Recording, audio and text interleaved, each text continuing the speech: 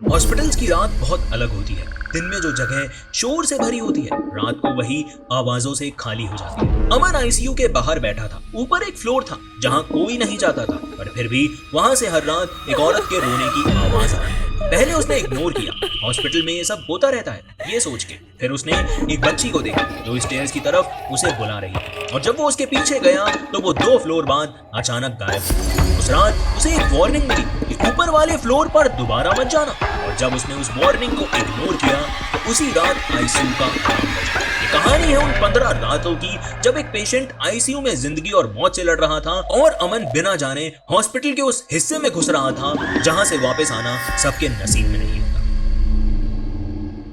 नमस्कार दोस्तों, आप सुन रहे हैं द हॉरर शो बाय करने। आज के एपिसोड में आपका स्वागत है। गवर्नमेंट हॉस्पिटल का आईसीयू हमेशा एक जैसा लगता है, चाहे दिन हो या रात। अमन पिछले 3 दिन से यहीं था। कभी बेंच पर बैठता तो कभी कॉरिडोर में खड़ा रहता, कभी चाय का पेपर कप हाथ में पकड़े हुए। उसके दादा आईसीयू में एडमिट थे। डॉक्टर्स बोल रहे थे कि कंडीशन क्रिटिकल है, पर अभी स्टेबल है। ये स्टेबल शब्द ही अमन को थोड़ा संभाल के रखे हुए था। हर बार जब आईसीयू का गेट खुलता, उसका ध्यान अपने आप उधर चला जाता। कभी नर्स बाहर आती, कभी स्ट्रेचर निकलता, कभी कोई और अटेंडेंट अपने किसी के लिए प्रार्थना करता दिखता। 3 दिन अमन ने हॉस्पिटल का ये पैटर्न समझ लिया था। सुबह शिफ्ट चेंज, शाम को थोड़ा ज्यादा शोर, और रात होते होते एक अजीब सी थकान जो पूरी बिल्डिंग में फैल जाती थी। वार्ड बॉयज हंसते हुए बस बातें करते, गार्ड्स अपनी जगह पे बैठे रहते, और नर्सेस तेज कदमों से इधर उधर भागती रहती। सब कुछ नॉर्मल था, एक नॉर्मल हॉस्पिटल की तरह। बस टाइम थोड़ा अजीब लग रहा था, जैसे 3 दिन एक ही दिन हो। वही चेयर, वही कॉरिडोर, वही चाय का स्वाद। अमन को लगता था कि जैसे हॉस्पिटल के अंदर वक्त धीरे चलता है, और आईसीयू के बाहर बैठा हर इंसान बस इंतजार कर रहा होता है किसी खबर का। तब तक अमन को अंदाजा नहीं था कि जिस रूटीन को वो नॉर्मल समझ रहा है, वो सिर्फ शुरू के कुछ दिन तक ही रहने वाला था। चौथे दिन दोपहर के टाइम आईसीयू के बाहर अमन बेंच पे बैठा था जब एक नर्स ने उसे आवाज दी। उसके हाथ में कुछ रिपोर्ट्स थी। नर्स ने बस इतना कहा कि ये रिपोर्ट्स तुम ऊपर लैब में दे आओ। अमन बिना कुछ सोचे खड़ा हो गया। उसने लिफ्ट का बटन दबाया, लिफ्ट आई, अंदर कोई नहीं था। दरवाजा बंद हुआ और लिफ्ट ऊपर की तरफ चल पड़ी। जैसे ही वो फ्लोर पर पहुंचा, उसने पहली चीज जो महसूस हुई वो थी शांति। अजीब सी शांति। गवर्नमेंट हॉस्पिटल में शांति बहुत रेयर होती है। यहाँ तो लोग बोलते हैं और मशीन्स, या फिर इस फ्लोर पर दोनों ही नहीं थे। लाइट जल रही थी, कॉरिडोर साफ था, पर कहीं कोई मूवमेंट नहीं थी। अमन धीरे धीरे आगे बढ़ा। उसके जूतों की आवाज पूरे कॉरिडोर में गूंज रही थी। हर कदम के साथ उसे यह एहसास हो रहा था कि वो अकेला नहीं है। उसने लेफ्ट देखा, राइट देखा, रूम्स के बाहर लगे बोर्ड पढ़े, पर कहीं भी लैब का उसे नाम नहीं दिख रहा था। कॉरिडोर के बीच में एक व्हील चेयर पड़ी थी। साइड में 2 स्ट्रेचर्स थे, जैसे किसी ने उसे यूज करके वहीं छोड़ दिए हों। एक टेबल पर कुछ फाइल्स पड़ी थी। सब कुछ अपनी जगह पर था, बस लोग नहीं थे। अमन ने एक रूम के अंदर झांक के देखा, खाली। दूसरा रूम देखा, वो भी खाली। नर्स स्टेशन के पास गया, वहां भी कोई नहीं था। उसके दिल में हल्का सा एक अजीब फीलिंग आने लगा कि डर नहीं, पर डिस्कम्फर्ट वाली फीलिंग, जैसे वो किसी ऐसी जगह आ गया हो जहां उसे होना नहीं चाहिए था। बिना ज्यादा रुके अमन ने उल्टा घूमना ही ठीक समझा। उसने लिफ्ट का बटन दबाया, नीचे आया और सीधा आईसीयू की तरफ चला गया। उस वक्त तक उसने ये सब बस एक ऑड एक्सपीरियंस मान के छोड़ दिया था। उसे ये बिल्कुल अंदाजा नहीं था कि ये खाली फ्लोर उसके लिए यहीं खत्म होने वाली चीज नहीं थी। रात होते होते हॉस्पिटल का चेहरा धीरे धीरे बदलने लगता है। दिन का शोर कम हो जाता है। अमन रात को आईसीयू के बाहर कॉरिडोर में बैठा था, हाथ में चाय का कप, जो कब ठंडा हो चुका था उसे पता भी नहीं था। तभी अमन ने पहली बार वो आवाज सुनी। शुरू में उसे लगा कि जैसे किसी ने धीरे से सिसकी ली हो, इतनी हल्की कि उसे खुद भी डाउट हुआ। उसने इधर उधर देखा, कोई नजर नहीं आया। 2 मिनट बाद आवाज फिर से आई, इस बार थोड़ी क्लियर, किसी और औरत के रोने की आवाज, धीमी पर लगातार, जैसे कोई चुपचाप रो रहा हो। अमन ने तुरंत सोचा कि शायद किसी पेशेंट के साथ कुछ बुरा हो गया होगा। हॉस्पिटल में ये सब होना आम बात है। कोई अपना खो देता है तो कोई खराब खबर सुन लेता है। उसने इस बात को ज्यादा इंपॉर्टेंस नहीं दी, पर आवाज कहीं एक जगह से आती हुई नहीं लग रही थी। कभी लगता कि कॉरिडोर के एंड से आ रही है, तो कभी साइड वाली विंड से। अमन ने ध्यान से सुनने की कोशिश की, पर उसे एग्जैक्ट जगह समझ ही नहीं आई। कुछ देर बाद आवाज धीरे धीरे कम हो गई। कॉरिडोर फिर से नॉर्मल लगने लगा। अमन ने एक गहरी सांस ली और अपनी जगह पर बैठ गया। उसने खुद से ही कहा, हॉस्पिटल में दिमाग ऐसे ही चलता है। थकान, टेंशन और नींद की कमी से इंसान को अजीब बातें भी सुनने को मिलती हैं। उस रात अमन बिना किसी और सोच के वहीं बैठा रहा, पर उसे यह याद रह गया था कि उस रोने में कुछ अजीब तो था। वो आवाज मदद नहीं मांग रही थी, वो बस रो रही थी। अगली रात अमन ने उस आवाज का इंतजार नहीं किया। वो अपने आप ही वापस आ गई। लगभग उसी वक्त वही औरत का रोना, वही धीमी भरी हुई आवाज, और फिर अगले दिन भी और उसके बाद वाले दिन भी। अमन ने नोटिस किया कि आवाज का टाइम बदल नहीं रहा था। रात के उसी हिस्से में जब सब कुछ सेटल हो जाता है। 3 रात के बाद अमन अनईजी हो गया। अब ये कोइंसिडेंस नहीं लग रहा था। उसने सोचा कि शायद किसी वार्ड में कोई पेशेंट या रिलेटिव रोज आता होगा। इस बार उसने इग्नोर नहीं किया। रात के एक शिफ्ट चेंज के वक्त अमन ने एक वार्ड बॉय को रोका। उसकी उम्र ज्यादा नहीं थी, शायद 20-22 साल के आसपास। अमन ने धीरे से पूछा कि भाई, ये रोज रात को कौन औरत रोती है? कौन है वो?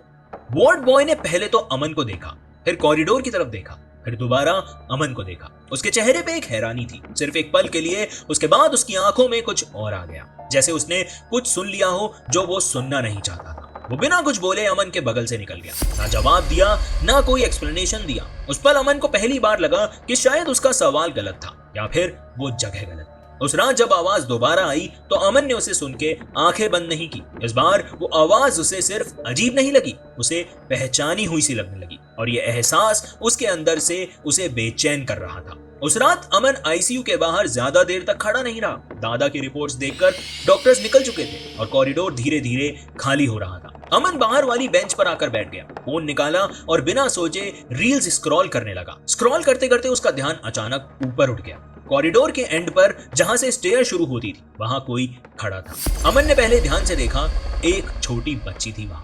वो बस खड़ी थी, शोर नहीं, कोई आवाज नहीं, सिर्फ हाथ से अमन की तरफ इशारा कर रही थी, जैसे उसे अपने पास बुला रही हो। उसकी हाइट से लग रहा था कि वो ज्यादा बड़ी नहीं थी। अमन एक सेकंड के लिए फ्रीज हो गया। इतनी रात को हॉस्पिटल में बच्ची का अकेला होना उसके लिए बिल्कुल नॉर्मल नहीं था। उसके दिमाग में पहला ख्याल आया कि शायद वो भटक गई हो सकता है किसी पेशेंट के साथ आई हो या किसी वार्ड में रह गई हो। अमन ने फोन पॉकेट में डाला, धीरे धीरे उसकी तरफ बढ़ा। जैसे अमन ने चलना शुरू किया, बच्ची स्टेयर्स की तरफ मुड़ गई और भागने लगी। अमन ने उसे आवाज दी पर बच्ची रुकी नहीं, वो सीधा स्टेयर्स से ऊपर चली गई। अमन ने बिना ज्यादा सोचे उसका पीछा किया। उस वक्त उसके दिमाग में एक सवाल चल रहा था, एक फ्लोर फिर दूसरा। स्टेयर्स के मोड़ पर पहुंचते ही अमन रुक गया, बच्ची वहां नहीं।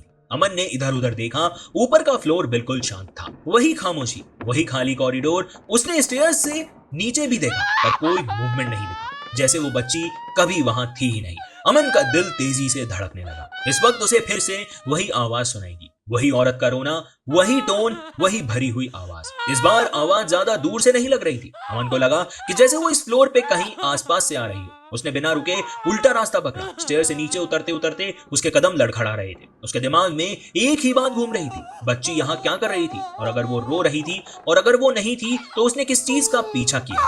अमन ऑलमोस्ट भागते हुए नीचे आया। स्टेयर्स के आखिरी स्टेप पर पहुंचते पहुंचते उसकी सांस फूल चुकी थी, दिल तेजी से धड़क रहा था। आईसीयू फ्लोर पर पहुंचकर वो थोड़ी देर के लिए रुक गया, हाथ घुटनों पर रखकर अपनी सांसों को संभालने की कोशिश करता रहा। अरे अरे क्या हुआ? पीछे से आवाज आई। अमन ने पीछे मुड़कर देखा और एक नर्स वहां खड़ी थी। उम्र ज्यादा लग रही थी, बाल पूरी तरह सफेद, और बोलने से लग रहा था कि वो साउथ इंडिया से थी। उसके चेहरे पे घबराहट नहीं थी, सिर्फ कंसर्न था। इतनी रात को ऐसे कहां भाग रहा है? सांस क्यों फूल रही है तेरी? तू ठीक तो है ना? अमन ने पहले कुछ बोलने की कोशिश की पर उसके मुंह से शब्द ही नहीं निकल पाए। थोड़ा नॉर्मल होने के बाद उसने धीरे धीरे पिछले कुछ दिनों की बात बताना शुरू करी। खाली फ्लोर, रात को रोने की आवाज, वार्ड बॉय का रिएक्शन, और आज जो उसने बच्ची का साथ देखा। बोलते वक्त उसे खुद अजीब लग रहा था, जैसे वो किसी और को वही कहानी सुना रहा हो जो वो इतने दिनों से महसूस कर रहा है। नर्स ने पूरी बात बिना बीच में टोके सुनती रही। उसका चेहरा बिल्कुल शांत था। बात खत्म होने पर बस इतना कहा, ऊपर वाले फ्लोर पे दोबारा मत जाना, वहां बहुत लोगों को अजीब चीजें दिखती हैं, इसीलिए वो फ्लोर पूरा बंद रखा गया है। हॉस्पिटल का स्टाफ भी अवॉइड करता है वहां जाना। उसकी आवाज में डर नहीं था, सिर्फ एक सर्टेनिटी थी, जैसे कोई वार्निंग नहीं, एक फैक्ट बता रही। अमन ने पूछा, पर वहां ऐसा हुआ क्या था? नर्स ने अमन की तरफ देखा। उसकी आंखों में कुछ पल के लिए एक अजीब सा भाव आया, जैसे वो कुछ कहना चाहती हो पर कहना सही नहीं समझ रही। फिर वो बिना जवाब दिए मुड़ गई। अमन वहीं खड़ा रह गया। हॉस्पिटल फिर वैसे ही चलने लगा, जैसे कुछ हुआ ही ना हो, पर उसके लिए अब कुछ भी पहले जैसा नहीं था। अगर आप कहानी में यहाँ तक पहुंच गए हैं तो इसका मतलब है ये कहानी आपको पसंद आ रही है। तो वीडियो को लाइक करें, चैनल को सब्सक्राइब करें और मुझे कमेंट्स में बताएं कि आपका सबसे हॉरिफाइंग मोमेंट कौन सा था। उस रात के बाद अमन ने ऊपर वाले फ्लोर पर जाने की गलती दोबारा नहीं की, पर उसका दिमाग वहां से लौट ही नहीं पाया। आईसीयू के बाहर बैठा होता, पर नजर बार बार कॉरिडोर की उस साइड चली जाती जहां से स्टेयर्स ऊपर जाती थी। नर्स की बात उसके कानों में अटक गई थी, दोबारा मत जाना। अगली सुबह अमन ने सोचा कि शायद किसी से सीधे पूछ लेने से बात क्लियर हो जाए। सबसे पहले उसने गार्ड से बात की। गार्ड ने पहले तो ये कह दिया कि उसे कुछ नहीं पता, फिर बात घुमाते हुए कहा, हॉस्पिटल में ये चीजें आम होती हैं, न जाने कौन सी मंजिल पे क्या हो। उसकी आवाज नॉर्मल थी, पर आंखें अमन से नहीं मिल रही थी। बाद में अमन ने एक नर्स से कैजुअली पूछ लिया। नर्स ने फाइल बंद करते हुए सिर्फ इतना कहा, पुराने फ्लोर्स की बातें मत पूछिए। हर कोई अपने काम में बिजी लग रहा था, पर जब भी बात ऊपर वाले फ्लोर की आती तो कॉन्वर्सेशन अचानक खत्म हो जाती। धीरे धीरे अमन को समझ आने लगा कि सवाल का जवाब मिलना मुश्किल नहीं बल्कि नामुमकिन है, और इसी चीज ने उसकी बेचैनी बढ़ा दी थी। अगर वहां कुछ नॉर्मल होता तो लोग चुप क्यों रहते। अमन ने खुद से कहा कि उसे बस अपने दादा पर ध्यान देना चाहिए, पर जब भी रात होती तो वो आवाज याद आ जाती, वो बच्ची याद आ जाती, और वो खाली फ्लोर जहां सब कुछ था, बस लोग नहीं थे। उस दिन अमन ने पहली बार ये बात मानी कि शायद उसकी क्यूरियोसिटी ही उसकी सबसे बड़ी प्रॉब्लम बन रही थी, पर तब तक पीछे हटना मुश्किल हो चुका था। कुछ सवाल ऐसे होते हैं जो एक बार दिमाग में आ जाएं तो चुप नहीं रहते। उसके बाद 2 रातों के लिए अमन हॉस्पिटल नहीं रुका। डॉक्टर्स ने कहा था कि दादा की कंडीशन सेम है और आईसीयू में रहने का मतलब बस इंतजार ही है। अमन ने सोचा कि शायद थोड़ा घर जाकर दिमाग हल्का हो जाए, नींद पूरी हो जाएगी तो शायद ये सब नॉर्मल लगने लगेगा। घर पहुंचकर भी उसे सुकून नहीं मिला। रात को जब भी लाइट्स बंद होती तो उसे वही आवाजें याद आती, धीमी, लगातार, बिना किसी ब्रेक के। कभी कभी लगता कि जैसे बाथरूम के पास से आ रही हो, तो कभी लगता कि जैसे बालकनी के बाहर से। अमन उठ के देख लेता, पर घर बिल्कुल शांत हो। दूसरी रात को उसे सपना आया। हॉस्पिटल का कॉरिडोर, वही लाइट्स, वही सफेद दीवारें, और स्टेयर्स के पास कोई खड़ा है। अमन ने आंख खोल दी, पसीना आ रहा था। फोन उठाया, टाइम देखा, वही रात का वक्त जब हॉस्पिटल में वो आवाजें सुनाई दी। फर्क सिर्फ इतना था कि इस बार वो आवाज नहीं थी बल्कि एक एहसास था। उसे समझ आ गया था कि हॉस्पिटल से दूर रहना सोल्यूशन नहीं है। जो उसने देखा और महसूस किया वो सिर्फ उस जगह तक लिमिटेड नहीं था, उसके दिमाग के अंदर आ चुका था। 2 दिन बाद जब हॉस्पिटल से कॉल आया कि दादा की कंडीशन और सीरियस हो रही है, तो अमन ने बिना सोचे बैग उठाया और उस रात वो वापस हॉस्पिटल में रुका। उसे सिर्फ इतना पता था कि वहां जाकर ही शायद उसका दिमाग थोड़ा शांत हो, पर वो गलत था। हॉस्पिटल वापस आने पर अमन को पहले ही अंदाजा हो गया था कि इस बार चीजें पहले जैसी नहीं रहेंगी। आईसीयू के बाहर लोग कम थे, पर डॉक्टर्स के चेहरों पे वो सीरियसनेस ज्यादा साफ दिख रही थी। दादा की कंडीशन और गिर चुकी थी, मशीन चल रही थी, पर उनकी आवाज अब अमन को तसल्ली नहीं दे रही। रात गहरी होती चली गई। अमन बाहर कॉरिडोर में बैठा था जब उसने पहली बार फिर से उस जगह को देखा। स्टेयर्स के पास वही छोटी बच्ची। इस बार वो हाथ से उसे बुला नहीं रही, बस खड़ी थी, जैसे इंतजार कर रही है। अमन का पहला रिएक्शन पीछे हटने का था। दिमाग में नर्स की वार्निंग घूम रही थी, पर पता नहीं क्यों उस रात उसके पैर रुक नहीं पाए। वो धीरे धीरे चल पड़ा। बच्ची मुड़कर स्टेयर्स की तरफ बढ़ी। अमन ने उसका पीछा किया। ऊपर पहुंचते ही उसे एक आवाज सुनाई दी, सिर्फ रोने की नहीं। इस बार जैसे 2 लोग, कभी तेज बोलते हुए तो कभी बिल्कुल धीमी आवाज में फुसफुसाते हुए। बीच बीच में किसी के रोने की आवाज भी आई। आवाजें दीवारों से टकराकर फैल रही थी और एग्जैक्ट जगह उसे समझ नहीं आती। बच्ची एक कॉरिडोर में मुड़ गई और फिर एक रूम के अंदर चली गई। अमन भी अंदर चला गया। रूम खाली था, बस कुछ पुरानी लोहे की टेबल्स और कोने में रखा हुआ हॉस्पिटल का सामान था, और दीवारों पर पुराने निशान बने। ऐसा लग रहा था कि जैसे इस जगह को सालों से यूज ही नहीं किया गया। हवा में एक पुरानी बदबू थी जो नॉर्मल वार्ड से बिल्कुल अलग। अमन ने पीछे मुड़कर देखा, बच्ची वहां नहीं थी। उसने बाहर निकलकर जब ऊपर नजर उठाई तो उसके पैर वहीं जमे। दरवाजे के ऊपर एक बोर्ड लगा था, पुराना, थोड़ा टेढ़ा, और उस पर लिखा था कमरा नंबर 5, पुराना मुर्दाघर, और छोटे ब्रैकेट में था यहां आना वर्जित है। उस पर अमन को सब एक साथ समझ आने लगा। वो खाली फ्लोर, रात की आवाजें और वो बच्ची, ये सब इस जगह से जुड़ा हुआ था। उसकी सांसें तेज चलने लगी। उसने कुछ और सोचने की हिम्मत ही नहीं दी। वो उल्टे पैर कॉरिडोर से भागने लगा, स्टेयर्स पकड़ी और सीधा नीचे आ गया। इस बार उसे पीछे से कोई आवाज नहीं आई, ना ही कोई रोना, ना ही कोई कदमों की आहट, बस उसकी अपनी सांस और हॉस्पिटल की वो शांति। अमन ऑलमोस्ट दौड़ता हुआ आईसीयू फ्लोर पर पहुंचा। उसके पैर अब भी कांप रहे थे, पर दिमाग में सिर्फ एक ही बात थी कि क्या दादा ठीक है। ऊपर जो हुआ उसे वो अभी समझने की कोशिश ही नहीं कर पा रहा था। उस वक्त बस आईसीयू का गेट दिख रहा था, वही जगह जहां पिछले कई दिनों से वो सिर्फ इंतजार कर रहा था अपने दादा के बाहर आने का। और तभी अचानक हॉस्पिटल के आईसीयू का अलार्म बजा। आईसीयू के अंदर से आने वाली वो तेज आवाज जो अचानक पूरे फ्लोर को जगा देती है। नर्सेस के तेज कदमों से अंदर बाहर होने लगी। एक स्ट्रेचर वॉल के पास से निकला। गार्ड सीधे खड़े हो गए। वो रूटीन नहीं था, ये अमन को तुरंत समझ आ गया था। उसका दिल और तेजी से धड़कने लगा।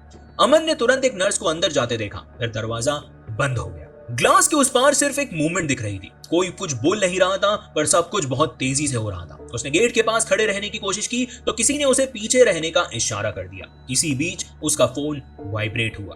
Unknown number. अमन ने पहले स्क्रीन देखी, फिर कॉल उठाया। दूसरी तरफ से आवाज आई, मैं आईसीयू से बोल रहा हूं। और एक छोटा सा पॉज। हमने पूरी कोशिश की पर पेशेंट को बचा नहीं। अमन के हाथ से फोन ढीला हो गया। उसे समझ ही नहीं आया कि वो खड़ा है या बैठ गया है। ऊपर जो उसने देखा था और जो नीचे वो सुन रहा था, दोनों ने एक ही वक्त में उसके दिमाग को फ्रीज कर दिया था। उसने कुछ पूछना चाहा पर आवाज नहीं निकली। कॉल डिस्कनेक्ट हो चुका था। आईसीयू के बाहर खड़े लोग धीरे धीरे समझने लगे थे कि अंदर क्या हुआ है। हर कोई खामोश था। अमन वहीं खड़ा रहा और उसके दिमाग में सिर्फ एक ही सवाल घूम रहा था। जो उसने ऊपर देखा, क्या वो सिर्फ एक इत्तेफाक था या फिर उस रात हॉस्पिटल के अंदर कुछ ऐसा हुआ था जो नीचे आईसीयू तक आ चुका था। इस सवाल का जवाब उसे उस वक्त भी नहीं मिला और शायद कभी मिलेगा भी नहीं। आज भी जब अमन उस हॉस्पिटल के बारे में सोचता है तो उसे वो याद आता है जो उसने समझने की कोशिश की थी और समझ नहीं पाया। लोग आज भी अमन से पूछते हैं कि सच में तूने वहां कुछ देखा था? वो जवाब नहीं देता। हॉस्पिटल सिर्फ बिल्डिंग नहीं होती, वहां हर दिन जिंदगी और मौत के बीच लम्हे अटके होते हैं और कुछ जगह उन लम्हों को जाने देने के लिए तैयार नहीं होती। मैं ये कहानी इसलिए नहीं सुना रहा था ताकि आप डर जाओ। मैं ये कहानी इसलिए सुना रहा हूं ताकि अगर आप भी कभी किसी ऐसी जगह पर हो जहां सब कुछ नॉर्मल लग रहा हो पर कुछ ठीक महसूस ना हो, तो अपनी गट फीलिंग को इग्नोर मत करना, क्योंकि हर जगह का एक पास्ट होता है। तो दोस्तों, आज की कहानी तो यहीं खत्म होती है, लेकिन उससे पहले अगर आपके साथ भी कभी कुछ ऐसा हुआ है जो आपने किसी को बताने की कोशिश की हो पर किसी ने यकीन नहीं किया, तो आप भी मुझे अपनी कहानी ईमेल कर सकते हैं। ईमेल आपकी स्क्रीन पर है। आप मुझे इंस्टाग्राम पे डीएम भी कर सकते हैं। अगर आज का एपिसोड आपको पसंद आया तो वीडियो को लाइक करें, चैनल को सब्सक्राइब करें और अगर आप ये कहानी स्पॉटिफाई पे देख रहे थे तो शो को फॉलो एंड रेट करना ना भूलें। आज के लिए बस इतना ही। मैं फिर लौटूंगा अगले हफ्ते नई कहानी, नए खौफ के साथ। तब तक अपना ख्याल रखें। धन्यवाद। आप सुन रहे थे द हॉरर शो बाय